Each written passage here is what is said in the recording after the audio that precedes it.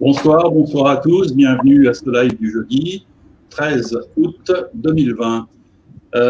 Nous allons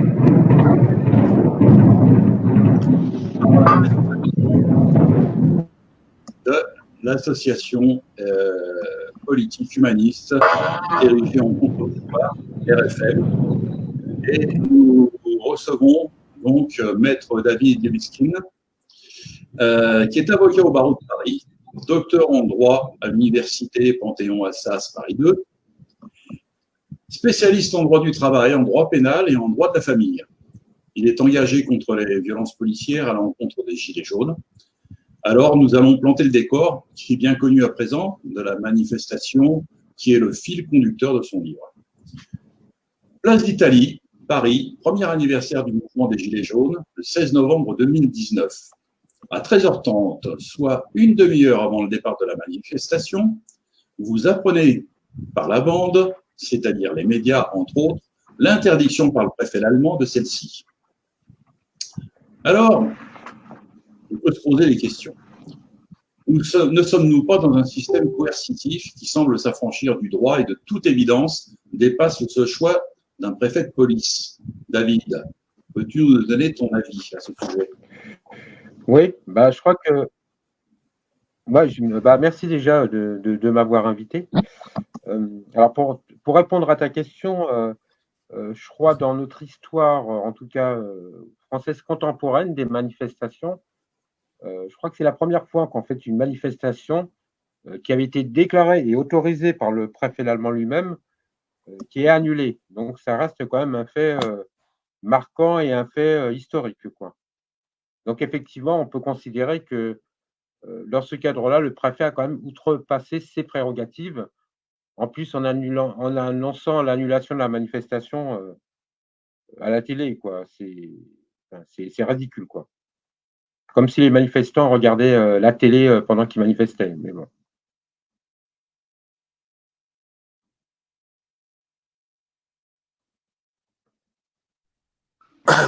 Bonsoir, attention Bruno, tu as oublié de rallumer ton micro. Désolé.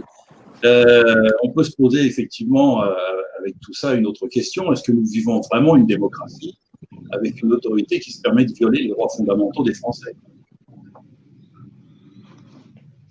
Alors, est-ce qu'on est en démocratie? Ça dépend quels critères tu prends.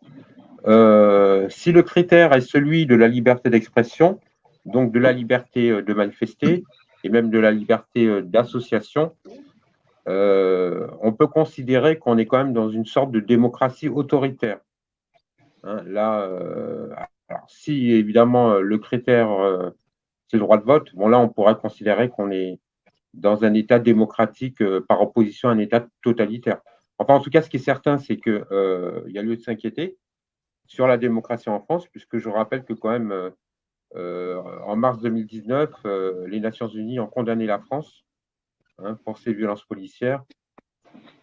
Et il en a été de même à la même période par le Parlement européen, sans compter les protestations nationales à l'encontre de la France.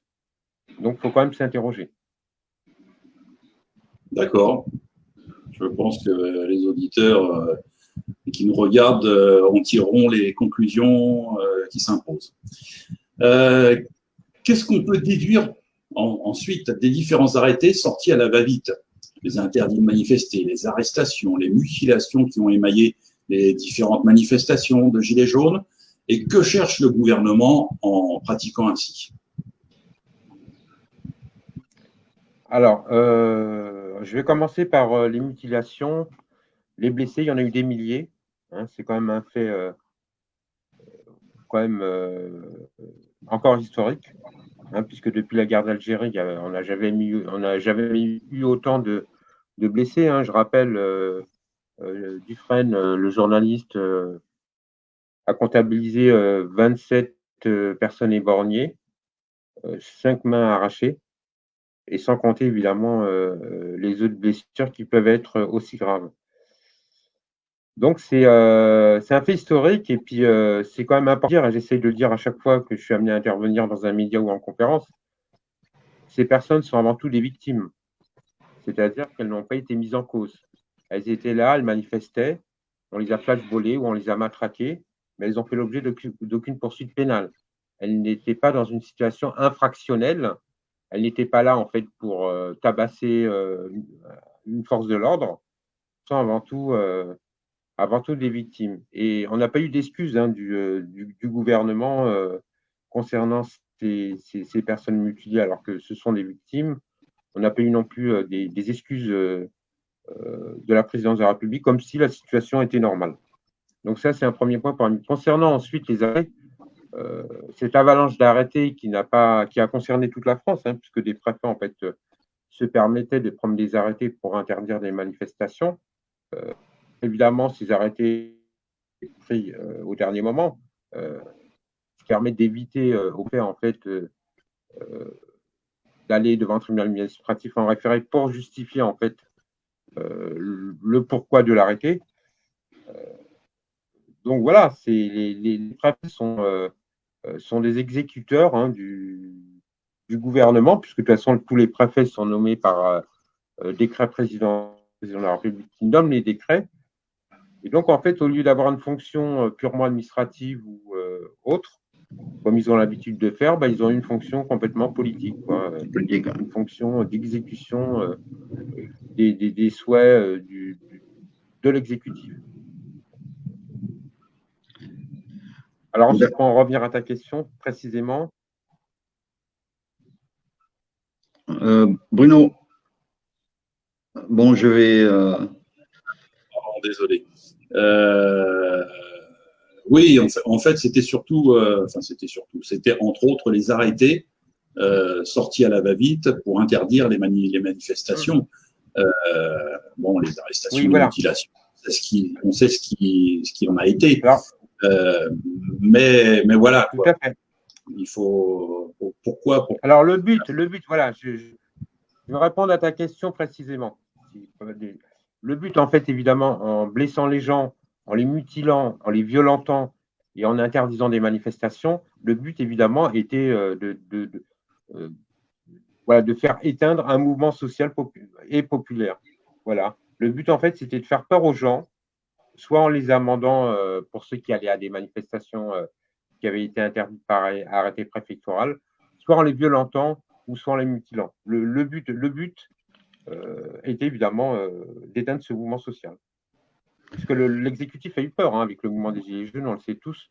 En décembre 2018, à l'Élysée, c'était la panique. Il y a M. Macron qui devait partir en avion, par l'avion présidentiel, pour fuir la France, quoi. Ouais.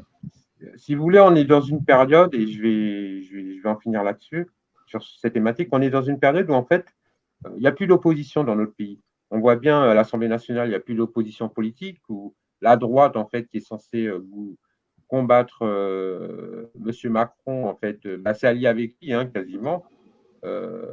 Alors, le RN, bon, j'en parle pas, ni de l'extrême gauche, mais en tout cas, on est dans une période où, en fait, l'exécutif fait un petit peu ce qu'il veut, où il n'a pas vraiment une opposition, et la seule opposition, en fait, qu'il a, ça a été le mouvement des Gilets jaunes et toutes les autres manifestations qui a eu lieu sous couvert de peuple. Voilà, le seul opposant, c'est le peuple. On est face en fait au peuple, face à une oligarchie politique, que cette oligarchie se situe dans la majorité présidentielle ou dans l'opposition. D'accord. Alors, au sujet… Oui, pardon. Non, mais je voulais rebondir, sur… On a parlé des blessés. Je voudrais remercier David d'être là sur ce live. Remercier aussi Mathieu, voilà, notre chroniqueur, qui fera son apparition souvent. Et Alain Hoffman, qui a été blessé lors d'une manifestation à Paris. Tu peux un peu nous expliquer les causes et les effets que ça a eu sur toi, quoi. Et les conséquences. Moi, c'est… Oui, qui sont importants pour moi. C'était pour l'acte 3, donc le 1er décembre à Paris. Nous étions 49 jurassiens, on est parti manifester donc pacifiquement, on avait tous un foulard blanc accroché au bras, on était suivis par une équipe de télévision et bon, là-bas, c'était vraiment, c'est vrai qu'il y avait beaucoup de lacrymogènes, de barrages, ça chauffait vraiment, comme tu l'as dit, David. Hein. Je me suis retrouvé sous l'Arc de Triomphe. Donc, il y avait des assauts avec la police, avec les Gilets jaunes, avec la gendarmerie. Et il y a eu un moment, je me suis écarté, moi, parce qu'on était vraiment, on était trempés. Hein, il y avait les canons à eau, il y avait vraiment, puis en plus le temps était pourri. Hein. Je me suis écarté pour régler mon appareil photo qui déconnait. Et là, bam, on m'a tiré dessus. Donc, je pensais même pas qu'ils pouvaient nous tirer dessus au début. Hein. Moi, c'était ma première manif. Voilà, je suis un ancien militaire, je savais très bien aussi comment ça se passait à Paris pour avoir vu des lives, voilà. Mais je pensais pas qu'ils tiraient vraiment à tout va, quoi. Et j'ai eu ce choc là. Oui. Jules, est-ce que ces scènes-là que tu as vécues à Paris t'ont rappelé des scènes que tu as vécues en OPEX ou ailleurs? Non. Déjà, moi, j'ai pas vécu des gros événements, la grosse guérilla comme les gens qui ont fait le Liban ou etc. Ça me rappelle en rien des scènes de guerre qu'on a pu voir. C'est pour moi, c'était vraiment les citoyens, c'était le peuple français qui, en ce temps-là, était vraiment majoritaire dans le mécontentement. Hein. C'était vraiment les gilets jaunes dans les voitures, c'était tout le monde en avait quasiment. Et là-bas, moi, j'y étais, voilà, parce que voilà, pour toutes ces injustices, j'étais déjà dans une situation où je comprenais pas pourquoi, en fin de mois, j'étais déjà découvert comme beaucoup d'autres. Je pensais que c'était un problème de gestion venant de ma part. Et il n'y a que au début de de ce mouvement où on a dit ben non, moi aussi j'ai le même problème, et moi aussi, et moi aussi. Et c'est là qu'après on s'est entre guillemets un peu éveillé en écoutant les uns et les autres, et on s'est dit oui, on nous prend vraiment pour des cons, et on est vraiment des vaches à lait. Donc après, pour en revenir à cette à quand je me suis fait tirer dessus à Paris. Donc, les gens m'ont pris. Alors, je suis sorti du nuage. J'étais sur le point de m'évanouir. J'ai perdu connaissance, arrivé sur un banc. Et là, j'ai aucune image. Hein, j'entends que les sons. Il y a une personne qui me dit il va mourir. Il y en a un autre, donc un témoin qui a témoigné après pour les JPN, qui a appelé les pompiers de Paris. Donc, à partir de là, ils m'ont porté, ils m'ont déposé sur le trottoir, l'autre côté d'un cordon de police qui ne voulait pas laisser passer les mecs qui me portaient. Hein. Il n'y en a que 2. Après, ils ont dû passer le barrage. J'avais ce qu'on connaît bien, qui était coincé dans mon col de manteau. Et donc, j'ai dit, gardez-le. Et quelqu'un l'a pris. Donc, on pense que c'est la police. Parce qu'à cause des numéros de lot qui sont marqués, on peut trouver la section, voire même le tireur par la suite. Donc après, j'ai été évacué par les pompiers de Paris en urgence. J'avais la carotide qui était à nu. On ne savait pas la gravité. Et donc, ils m'ont amené jusqu'à l'hôpital de Lariboisière, où j'ai été pris en charge. On m'a fait passer des radios, des laryngoscopies, pour voir l'état de la blessure. Moi, je ne pouvais pas rester à l'hôpital, donc ils m'ont fait les points de suture sur un muscle qui était déchiré. Le chirurgien m'a dit, il me dit, je referme comme je peux parce que tout est déchiré. Donc, et je suis reparti. J'ai pris un taxi pour éviter tous les bouchons, pour rejoindre tous les Jurassiens qui m'attendaient, et il y avait déjà aussi 3 blessés qui m'attendaient. Donc un par LBD et 2 autres, une par des éclats de grenade de GLF 4 dans le pied, et un autre qui avait été matraqué. Donc après, moi, ça a été un peu... à ce moment-là, j'étais vraiment tout seul. Je m'étais fâché avec ma famille parce qu'ils ne comprenaient pas le mouvement, et voilà, donc j'avais aucun soutien. Je me suis retrouvé chez moi.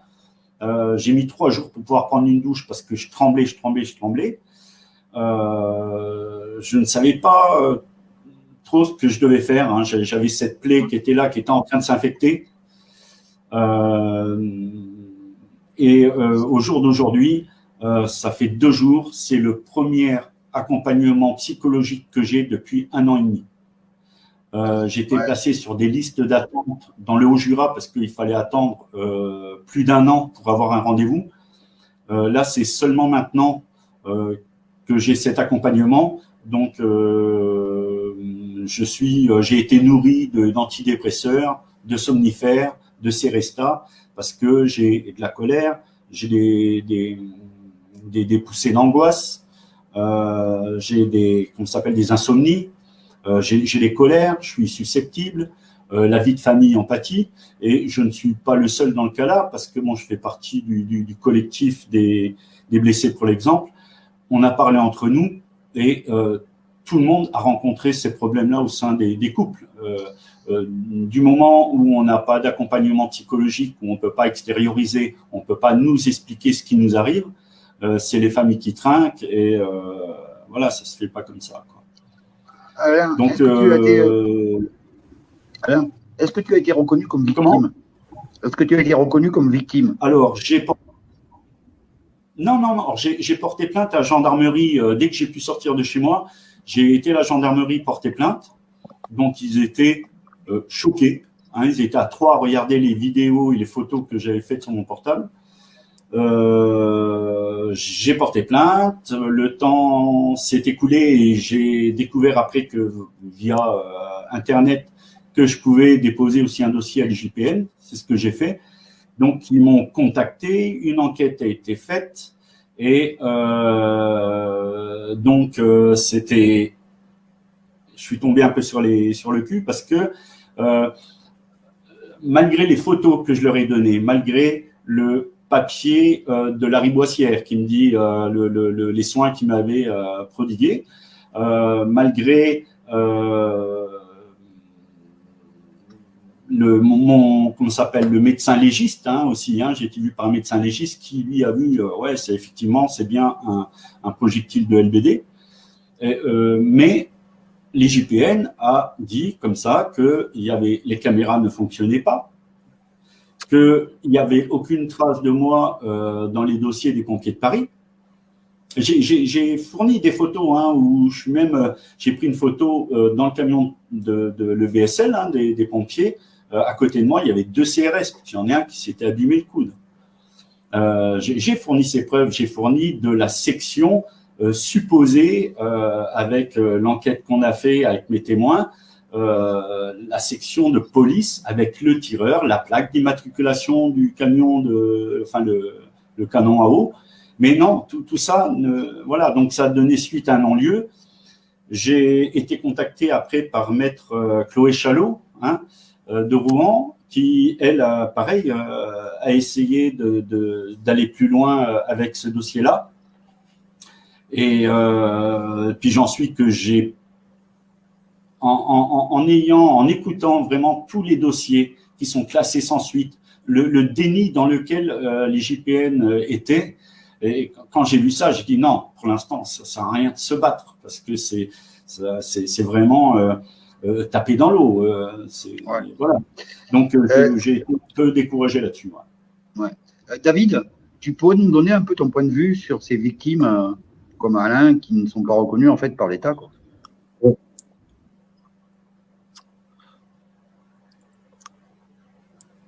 Voilà, ok. Là, vous m'entendez, c'est bon.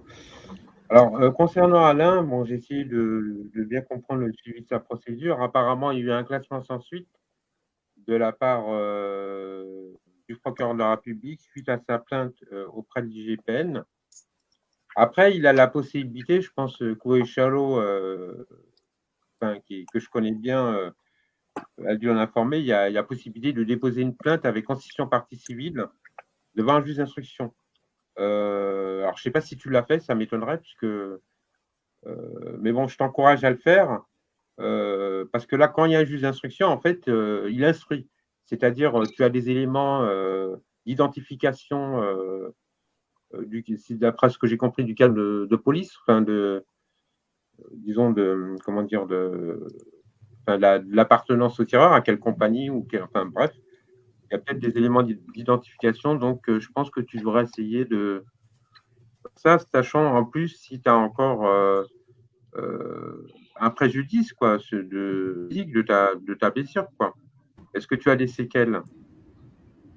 Alors moi, non, les séquelles physiques, j'en ai aucune. C'est pour ça que j'ai pas fait de cagnotte parce que j'en avais pas de nécessité à le faire. Moi, c'est de par mon travail qui accompagne des gens en difficulté, des autistes ou des personnes avec des pathologies, voilà.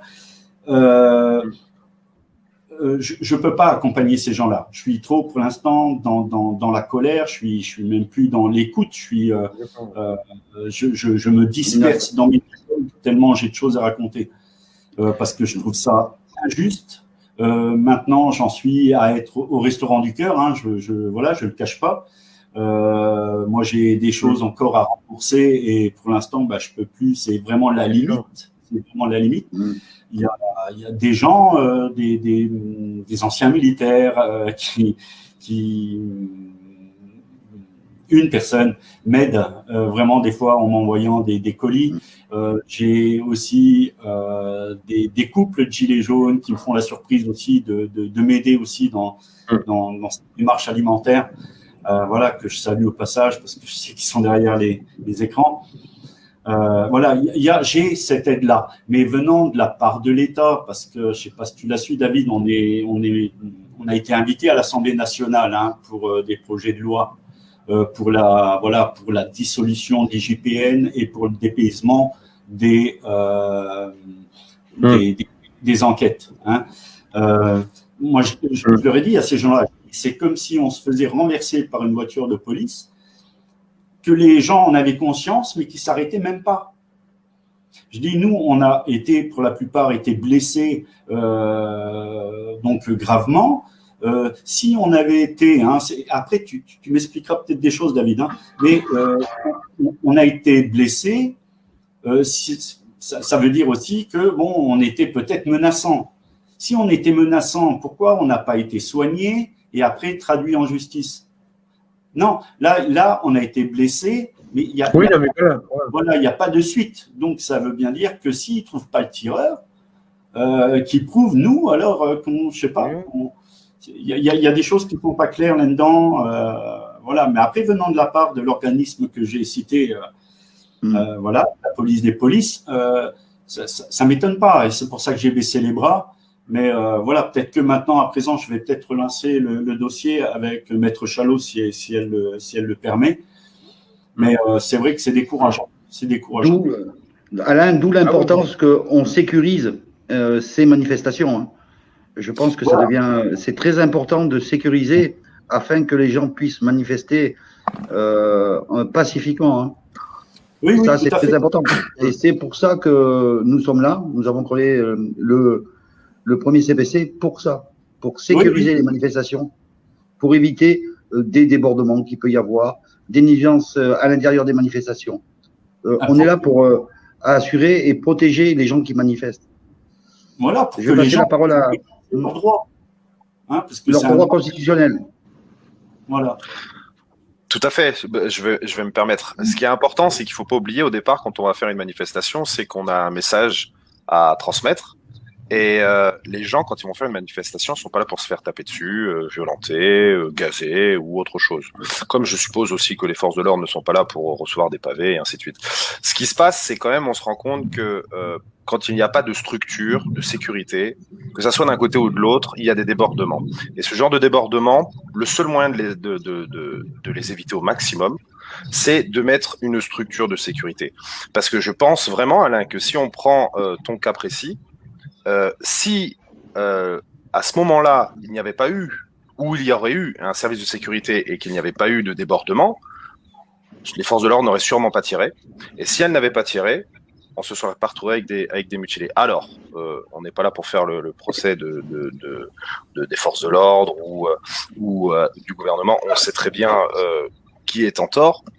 La chose qui est importante, c'est qu'au minimum, nous pensons que si on met un service de sécurité, automatiquement, les personnes qui ont quitté les manifestations parce qu'elles sont pas là pour se mettre en danger. Vous avez des personnes âgées, vous avez des mères de famille avec leurs enfants qui venaient au démarrage des manifestations, qui avaient un message à faire paraître, à faire passer, mais qui n'étaient pas là pour se faire violenter, qui ont arrêté dès le démarrage, dès que ça a commencé à déborder, parce qu'ils n'étaient pas là pour ça. Et si à un moment ou à un autre, on veut que le message soit clair, il ne faut pas qu'il y ait de débordement. Parce que, comme vous avez vu tous sur les médias, dès qu'il y a des débordements, les gens se focalisent sur la violence, sur les actions, et on en oublie le message. Si on en oublie le message, on est obligé de recommencer une prochaine manifestation. Et donc, on rajoute des blessés, des mutilés, des scènes de guérilla urbaine, et ce genre de choses, il faut vraiment en sortir. Il faut en sortir. Ouais. C'est très important. Ouais. Et Mathieu, tu penses que il est très important de passer un message aux organisateurs de manifestations, aux appels qui sont lancés. Il faut les déclarer. C'est très important. Il faut les déclarer. Car vous serez responsable des gens qui viennent à la manif. Bien évidemment, parce qu'il faut comprendre un peu comment ça fonctionne. Il ne faut pas oublier une chose, c'est que les forces de l'ordre ont l'obligation, de par la préfecture et de par leur métier, de gérer l'ordre public. Mais l'ordre public, c'est, pour visualiser, c'est extérieur à une manifestation. Donc si vous avez un service de sécurité qui gère l'intérieur de la manifestation, les forces de l'ordre ne restent que en sécurisation extérieure et donc pour éviter les débordements en dehors du service de sécurité. Donc si nous créons un service de sécurité, nous sommes maîtres de l'événement, de ce qui va se produire à l'intérieur de la manifestation.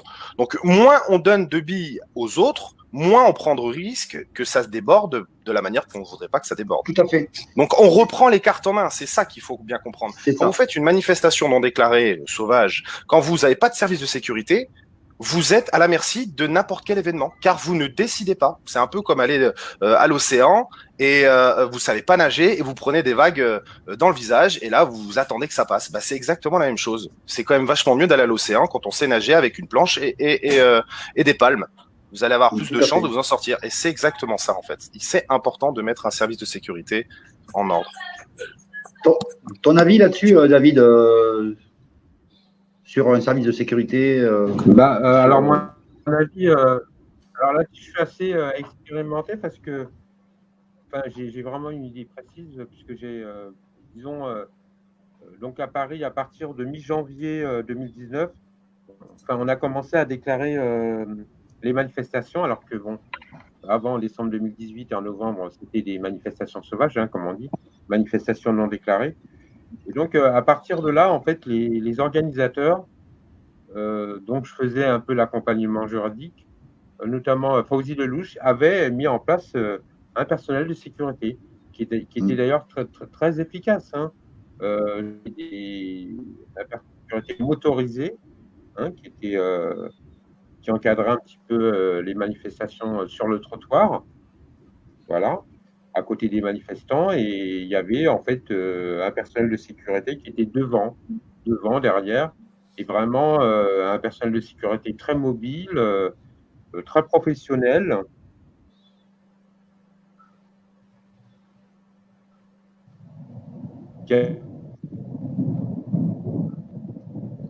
Ah, la météo nous fait des tours, on entend l'orage derrière. Je vois en plus dans les commentaires.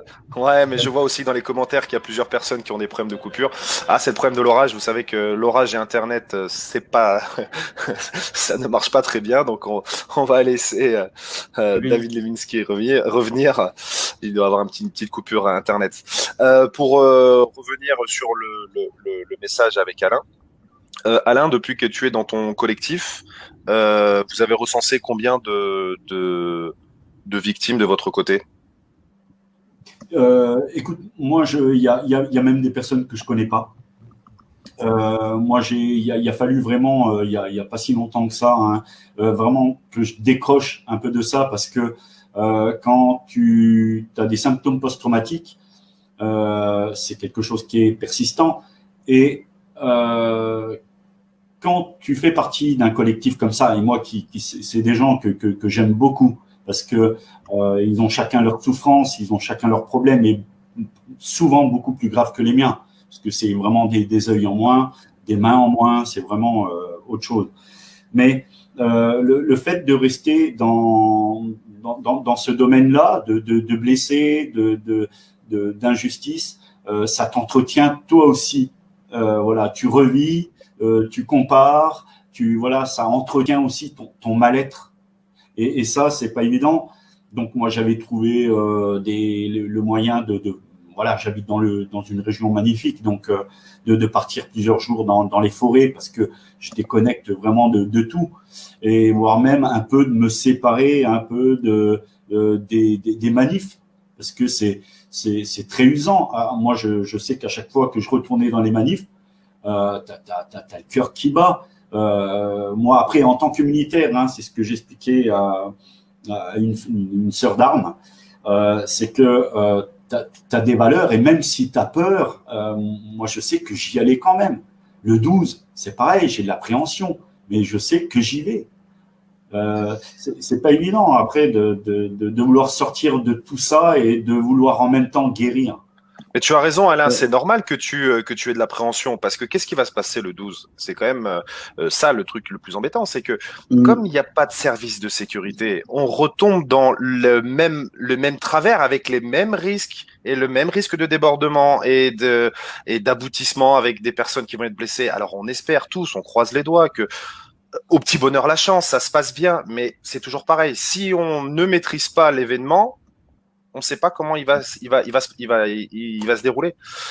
Et c'est en ça que vraiment on envoie un appel à tous ceux qui nous regardent. Pensez à partager nos lives ou à partager le lien de la page Facebook pour que nous puissions discuter avec les organisateurs de n'importe quelle manifestation, et en particulier pour le 12, pour bien leur rappeler que ils ont à un moment ou à un autre une responsabilité. Les gens qui les regardent et qui les suivent et qui vont répondre à leur appel, s'ils comprennent qu'à un moment ou à un autre, s'ils ne mettent pas de service de sécurité, ils se mettent en danger, ça va se terminer, ou ça peut se terminer comme ce qu'est en train de nous expliquer Alain, avec un traumatisme et tout ce qui va s'engendrer derrière. Donc, il est important de faire passer le message. Là, on est tous responsables. Faisons passer le message. Si on ne se sécurise pas, si on ne fait pas les choses comme il faut, on se met en danger. Donc, il faut absolument partager le message. Vas-y, Alain. C'est le message que l'on partage depuis un mois, Alain. On le dit, il faut que les gens déclarent ces manifestations.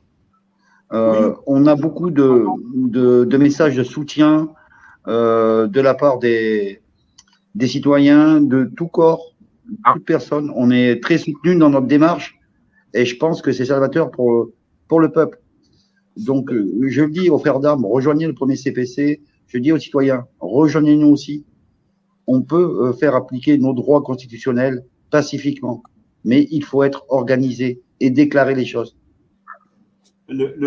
Voilà, protégeons-nous, protégeons tout le monde. Oui. Alors, David, bon retour. Ouais, alors je suis désolé, j'ai eu un problème d'internet, je pense. Alors je vais finir, je sais pas où j'en étais, mais je vais finir. Mais je vais un peu rebondir sur ce que vous avez dit, parce que j'ai un petit peu écouté de ce que vous venez juste de dire. Alors moi je disais en fait que c'est important d'avoir un personnel de sécurité, parce que quand il n'y en a pas, bah, ça donne ce qu'on connaît aujourd'hui à Paris. Et c'est quoi ce qu'on connaît aujourd'hui à Paris? Bah, en fait, quand vous allez manifester à Paris, et dans les manifs évidemment déclarés, bah, vous êtes encerclé par les forces de l'ordre, à droite, à gauche, devant et derrière. Je crois que Jean-Christian Valentin avait bien expliqué la chose lors de votre premier live.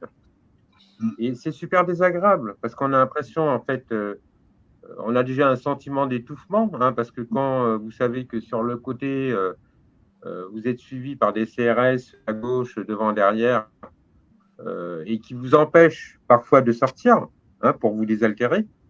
Donc voilà, on vit ce qu'on appelle des NAS mobiles. Voilà. Et donc c'est pour ça que c'est, moi aussi, je suis complètement d'accord avec vous. Moi, je me dis pour qu'il y ait un personnel de sécurité, et ce que vous avez créé très bien, parce que bon, c'est une association.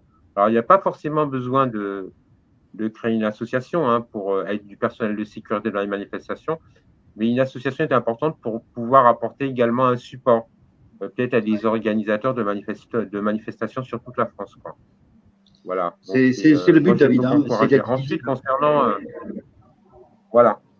Après, concernant les manifs non déclarés, moi, de toute façon, je suis partisan des manifs déclarés. Ça je suis assez légaliste là-dessus.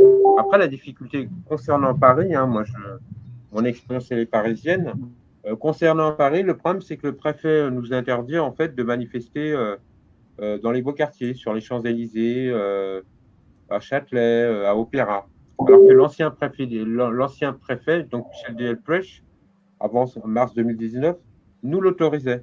Là, actuellement, c'est plus le cas. Donc après, je peux comprendre en fait qu'il y ait des appels, notamment celui du 12 septembre, à manifester sur les Champs-Élysées. Mais après, ça, je peux parce qu'on ne va pas toujours manifester à l'est de Paris. C'est quand même, l'est de Paris ne représente pas toute la France. On veut manifester dans les quartiers bourgeois, dans les quartiers riches.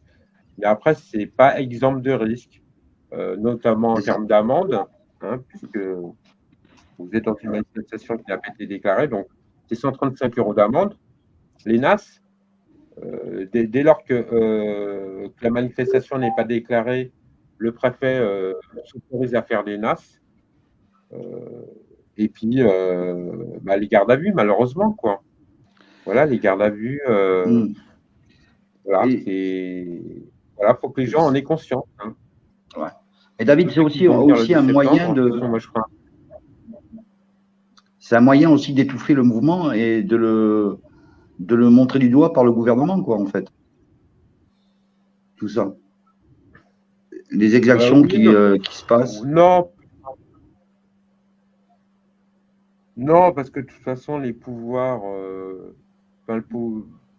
Si tu veux, il n'y a pas que lors des manifestations Gilets jaunes où il y a eu des violences. Oui. Dans les manifestations sociales, alors je suis désolé, je parle de Paris, mais souvent à Paris, il y a eu aussi des violences, en fait. Donc, malheureusement, c'est un paramètre qu'il faut prendre en compte. Hein, il y a toujours des acteurs dans des manifestations, notamment syndicales, hein, la fête du travail, le 1er mai. Et puis, il y en aura toujours aussi, alors moins maintenant peut-être, mais dans les manifestations Gilets jaunes. Mais bon, c'est comme ça. Mais après, c'est la préfecture, elle le sait. Hein, elle le sait, en fait, qui sont les casseurs. On peut les identifier facilement. Après, c'est la préfecture de faire le travail. Donc, mais elle ne le fait pas parce que c'est aussi ça l'arrange. Après, ça permet de dire, en fait, au gouvernement, que ce soit celui, à n'importe quel gouvernement, de dire, en fin de compte, regardez, c'est des violents. Voilà, c'est pas des manifestants pacifiques, c'est des violents. Et comme je ne sais plus qui a dit ça tout à l'heure, ça permet d'effacer un petit peu les revendications, quoi, de la manifestation, quoi. Mais le problème, c'est que le gouvernement ne nous écoute pas depuis longtemps. Les manifestations qui étaient dites pacifiques durant un moment, les gens et une partie des manifestants en ont ras-le-bol parce que il y en a qui ont arrêté, il y en a qui continuent, mais ils ont ce sentiment que ça mène à rien. Voilà, c'était tous les samedis et que peut-être il y en a même qui disent aussi que le 12, il y aura rien de plus. Alors donc il y a ceux-là qu'on aura le bol et qui ont envie aussi d'agir un peu à la façon du gouvernement, de faire les coups en douce, de ne pas déclarer et de se. Après, il y a ceux qui sont pacifiques, qui, eux, veulent être encadrés. C'est pour ça que c'est partagé. Hein. Pour moi, il est partagé, ce mouvement-là, entre les gens qui veulent déclarer et les gens qui ne veulent pas déclarer. Et l'autre problème de ce cordon de sécurité, qui est vraiment une bonne chose, qu'on a essayé de mettre en place aussi avec Christophe Guerrero, avec les autres engagés, qui n'est pas évident, parce qu'il y a vraiment beaucoup de monde. Et le problème il faut recruter, il faut du nombre aussi du côté c'est ce qu'on est en train de faire. Alain, on est tout à fait d'accord. Par contre, il faut bien se dire que dans tous les cas, là-dessus, je pense qu'on est tous d'accord. S'il y a un service de sécurité, ça sera pas pire. Ça peut être que mieux. On est bien d'accord là-dessus. Une chose est sûre, c'est que quand on fait, on comprend que si ça n'existe pas, on comprend que les gens, n'ayant pas d'autres options, font des manifestations non déclarées, sans service de sécurité, sans rien. On peut le comprendre, parce qu'il y en a en plus qui sont courageux et qui n'ont pas peur d'aller au tas. Mais il faut aussi comprendre que et tout le monde le dit, l'important et ce qui donne de l'impact au message, c'est le nombre. Et si tu veux le nombre, à un moment ou à un autre, il faut sécuriser les gens qui vont venir manifester. C'est obligatoire. L'un ne va pas sans l'autre. Vraiment. Tout à fait. Tout à fait. Je suis d'accord.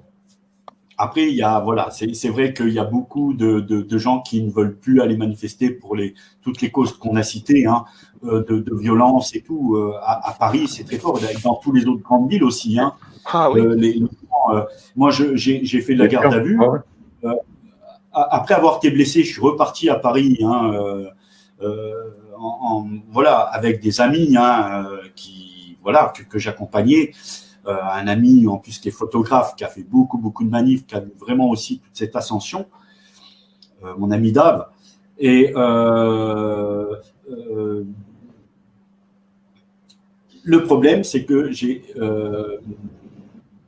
perdu le fil de mon truc, en fait. Non, mais on en revient à la même chose, que si on veut le nombre. Même les gardes à vue. Moi, j'ai fait de la garde à vue, donc pourquoi? Parce que j'avais peur, parce que j'étais protégé. On s'est fait balancer par des gens avant même qu'on aille sur la manif, hein, et on s'est fait balancer par un patron d'un café. On a fini en 3 en garde à vue parce qu'on avait des protections, parce qu'on avait peur de se faire tabasser, quoi. Alors qu'on venait encore une fois exercer notre droit, le droit de manifester. Mais ça devenait maintenant, voilà, on ne voulait pas lâcher. Mais c'était, voilà, on se demandait dans quel état on allait revenir, quoi. Bah, là, clairement, de toutes les manières, on n'est plus sur le droit de manifester. On est sur l'impression de faire un acte illégal, puisqu'au moment où on va aller en manifestation, on prend le risque d'avoir à un moment ou à un autre une répression. Donc, on n'est pas sur le droit de manifester. On est sur, on fait quelque chose et on va voir ce qui va se produire. Et ça, c'est ça qui est plus admissible. Il faut le refuser. On peut plus se permettre de aller dans la rue et de se dire à tout moment, bon, bah, ça peut être moi. On a tous vu les vidéos de mains arrachées. D'ailleurs, c'était un collègue à Bordeaux. Hein. Moi, je suis de Bordeaux et ça s'est passé à 10 mètres de moi. Le pauvre, il a perdu sa main. Je veux dire, tu vas pas manifester pour perdre une main, un œil ou je ne sais quoi. On est où là? Non. Donc, il faut quand même essayer de revenir sur quelque chose de plus apaisé. Le climat, il est déjà extrêmement tendu. Là, il y a des gens, ou alors que les choses soient bien claires, ceux qui veulent que faire des manifestations en mode en rangée pour faire de l'attaque, qui le disent, qui le déclarent, mais qui ne demandent pas aux gens qui eux ne veulent pas faire ce type de manifestation de venir. Si on veut faire une manifestation pour faire un message avec le nombre, il faut laisser l'ouverture à tout le monde. Et pour qu'il y ait l'ouverture à tout le monde, il ne faut pas que ça parte en violence. C'est impossible. Le message est perdu. Et on est tous d'accord là-dessus. Et ça, c'est. Alors après, bon, si je peux me permettre d'intervenir, après, c'est pas parce que. Alors, normalement, une manifestation déclarée, évidemment, elle est beaucoup plus sécurisante. Et ça n'empêche pas, en fait, qu'il existe des violences, malheureusement, même au sein des manifestations déclarées. Parce que je pense que les violences policières qui ont été faites à l'encontre des manifestants est quand même spécifique au mouvement des Gilets jaunes.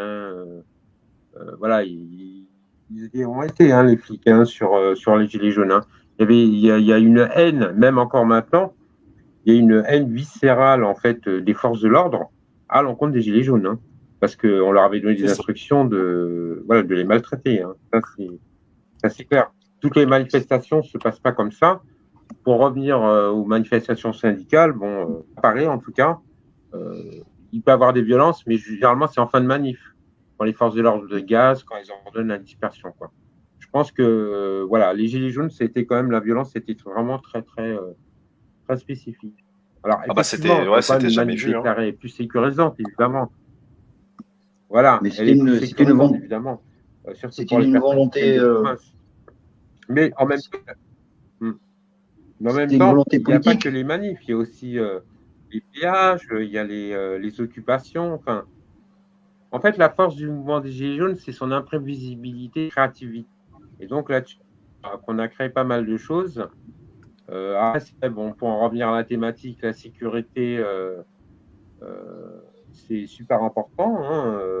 Moi, je me rappelle, comme je vous l'ai indiqué, les manifs sur Paris en 2019, il y avait quand même 30 ou 40 000 manifestants à gérer et tu avais un personnel de sécurité super efficace et sécurisant. Voilà. Donc, il faut essayer vraiment de mettre ça vraiment au goût du jour, de structurer. Ça me rappelle un petit peu aussi les street medics. Tu vois, tu avais une équipe de personnel de sécurité, street medics. Voilà, c'est beau les manifestations qui sont organisées de la sorte, quoi. Voilà, mais après, le nombre, après, pour trouver le nombre actuellement, ça reste encore difficile, quoi. À mon sens. Ah bah non, mais dans tous les cas, bien évidemment, et c'est pour ça qu'il y a des groupes qui sont en train de faire le message pour essayer de rassembler et tout. D'ailleurs, c'est pas notre vocation première. Nous, vraiment, ce qu'on veut apporter, c'est un outil supplémentaire à tous ces groupes courageux qui sont là pour préparer tout un tas de types d'actions. D'ailleurs, pas obligatoirement que des manifestations, mais voilà, tous les événements. Nous, on s'est dit, à un moment ou à un autre, il y a une certaine expertise de par les fonctions de chacun dans leurs anciens métiers, et il serait bien que on mette notre pierre à l'édifice dans ce mouvement collectif national, et puis qu'on avance tous ensemble. C'est ça l'objectif. Et il y a une demande aussi, une très forte demande des citoyens. Moi, avec les frères d'armes, quand on a travaillé là-dessus, parce que c'est un projet qui se travaille, comme la charte, comme les adhésions, c'était un travail de réflexion. Mais il y avait une grosse demande des citoyens qui disaient quand c'est qu'on aura des gens pour sécuriser les manifestations, qu'on puisse s'exprimer tranquillement. Et c'est un tout. Et maintenant, nous, on a créé le premier CPC. Il est en train de naître et chaque jour, on a des adhérents en plus. Mais il nous faut un peu de temps pour commencer vraiment à exercer la tâche pour laquelle on a créé le premier CPC. Dans tous les cas, il faut nous laisser une chance. Ça ne peut qu'être un plus, ça peut être qu'un bonus. On a déjà fait la méthode, vous savez, on a quand même l'expérience maintenant. On a fait combien 75 actes. On a l'expérience de ce qui s'est produit. On sait comment ça tourne. Et maintenant, on va peut-être essayer d'être plus intelligent. On vient quand même de se manger une pandémie. D'ailleurs, elle n'est pas terminée. On sait que la rentrée de septembre risque d'être extrêmement mouvementée pour nous tous parce qu'on a beaucoup de rancœur, il y a beaucoup de choses à dire et qu'à un moment ou à un autre, ça va sûrement repasser par la manifestation. Mais nous, on se sent à un moment ou à un autre responsable dans le sens qu'on veut éviter au maximum. On est tous pareils là-dessus. On veut plus voir des scènes où il y a des gens qui sont blessés en sang parce qu'ils ont pris un objet ou une grenade de désencerclement ou je ne sais quoi. Et ça, ces scènes-là, on n'en veut plus. Il faut que ça s'arrête, ça. Après, pour vraiment concrétiser vos projets, votre action, peut-être faudrait aussi que vous preniez contact avec les organisateurs de manifs, parce que c'est souvent les mêmes, pour leur proposer vos services, quoi. Avec grand plaisir, c'est dans l'objectif. Paris, voilà, mais après, il faut peut-être aller vers eux. C'est peut-être pas eux forcément qui vont. Oui. Mais dans tous les cas, nous, on est en cours de travail là-dessus. Bon, il faut quand même dire les choses. Il y a certaines personnes qui sont pas très manifestations déclarées, au contraire préfèrent le côté sauvage. On respecte de toute façon toutes les initiatives. Juste nous, voilà, on veut montrer l'exemple sur le côté déclaré, que ça fonctionne et que ce sera sûrement plus efficace. On a déjà invité, tu as vu Valentin qui est venu nous rejoindre pour échanger là-dessus et d'autres organisateurs. Voilà, et on discute là-dessus. Nous, on est ouvert. Il y a quelque chose qui a été lancé. Et donc, voilà. Nous, la porte du premier CPC est ouverte à tout le monde. Qui veut venir dialoguer, échanger, on est là. Hein. Et puis, nous, on fait la même chose. On va chercher le dialogue. Hein. Voilà, il faut que les gens puissent manifester avec moins de peur. Qu'ils se mettent derrière ce cordon-là. Qui soit reconnu aussi par le service des polices, qui ne nous tape pas ou qui ne nous balance pas des grenades, comme ça s'est déjà vu aussi à Paris. Moi, je leur ai dit, attendez, quand ils avaient bien assez les gens, et puis c'était une sorte d'entonnoir, et là, ils profitaient pour gazer les gens. Moi, c'est pareil. Je me rappelle, avec les médailles, le béret. C'est certaines personnes qui s'amusent bien au service de cet ordre. pour balancer et faire dégager qu'on ait un béret ou qu'on n'en ait pas. Hein. Il n'y a pas de différence là-dessus. Mais après, voilà, c'est pour ça. Pour moi, il faut le nom, il faut le cordon qui soit physique et visuel et que les gens puissent revenir dans les manifestations, dire OK, on est là, on est derrière. Ceux qui veulent aller devant ou ceux qui veulent, voilà, on n'est pas non plus des agents de police. Eh ben bon, libre à eux aussi d'y aller. Mais de toute façon, il faut de tout. Voilà, il faut de tout. Que tout le monde puisse y aller. Après, chacun fait comme il veut, mais que tout le monde puisse y aller. On sait que là, actuellement, ça, on est sûr, qu'il y a une tranche de citoyens en colère qui ne peut pas aller manifester parce que de circonstances, des asthmatiques qui peuvent pas aller se faire gazer, des personnes en situation de handicap qui peuvent pas se permettre de prendre un coup de bouclier ou autre chose. Donc voilà, il faut que ces gens-là aussi aient à un moment ou à un autre droit à la parole et qu'ils puissent y aller. En tout cas, le plus en sécurité possible. David, le mot de la fin, on va faire le tour. Moi, je vous remercie, Alain, d'être venu. David aussi, ton témoignage très important, ton soutien à notre égard, qui me touche énormément. Bien sûr. Voilà.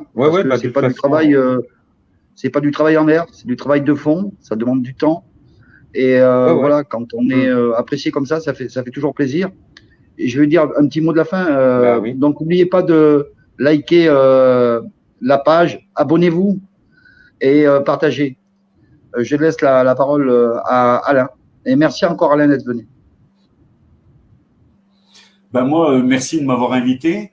Merci à toutes ces belles personnes qu'on peut rencontrer aussi, qui aident et qui soutiennent tous ces blessés. Franchement, il y en a beaucoup. Voilà, il n'y a pas que le choc physique, il y a vraiment tout ce qui est psychologique et tout ce qui est tombé après. Merci à ces gens, merci à tous mes amis. Je rajoute juste un petit mot sur ce que tu viens de dire, Alain. Chapeau aux street medics qui sont dans le silence et ont fait un travail exceptionnel. Heureusement qu'ils sont là, donc chapeau les gars, continuez, merci. On est tous avec vous, merci beaucoup. Et beaucoup de blessés parmi eux, beaucoup de blessés parmi eux. Voilà. David, un petit mot? Bien. Ouais, un petit mot. Je vous remercie de m'avoir invité. C'est toujours plaisant en fait de converser. Avec vous, parce que voilà, vous avez un profil très spécifique, une personnel de sécurité. On n'a pas l'habitude de faire un live avec vous, quoi. Et puis, mon dernier mot, ça sera aussi pour mon livre, le livre Un préfet de police hors la loi, pour vous dire que de toute façon, tous les droits d'auteur seront versés aux blessés. Donc, moi, j'ai touché 0 €, c'est ce que j'ai souhaité. Donc, je vous incite à l'acheter parce qu'on n'en a pas parlé, mais Alain en a un petit peu parlé. Il y a beaucoup de blessés et de personnes mutilées qui sont dans une situation sociale et financière catastrophique. Et on retrouve le témoignage de Franck. On vous fera un post sur la page Facebook du premier CPC du livre de David. Voilà. Et puis, je penserai à vous parce que, moi, j'avais déclaré l'IGPN le 14 juillet. Donc, maintenant, à chaque fois que je ferai une déclaration pour une manifestation, je penserai à vous. Puis, je vous demanderai du personnel de sécurité. D'accord. Merci bien. Merci. Voilà. Bien, je remercie les intervenants, David, Alain aussi, et puis Mathieu, évidemment, et Pat pour avoir animé tout ça. On n'a pas été au bout, on aura l'occasion, je pense, de se revoir. Vous êtes les bienvenus si vous souhaitez intervenir sur un autre live, évidemment. N'hésitez pas à acquérir le livre de David, évidemment. Ça fera du bien à tous ceux qui ont été blessés et qui pourront profiter de ça. Voilà. Et puis, ça fera aussi quand même de la lecture intéressante et ça éclairera les gens sur ce qui s'est passé. Voilà. Bonne soirée à tous. Merci de nous avoir suivis et à jeudi prochain. Bonne soirée tout le monde. Au revoir. Bonne soirée. Au revoir. Bonne soirée.